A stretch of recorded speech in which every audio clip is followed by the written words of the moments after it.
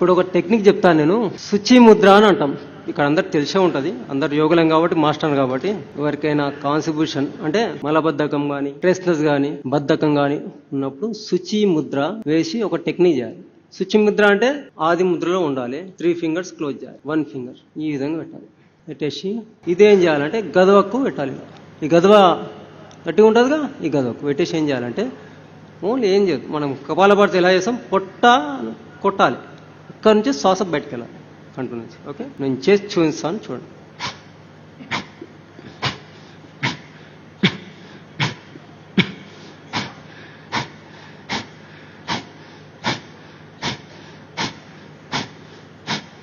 ఒత్తాలి, గదవని ఒత్తాలి, ఒక్కొక్క స్టవ్కి ఒత్తుండాలి.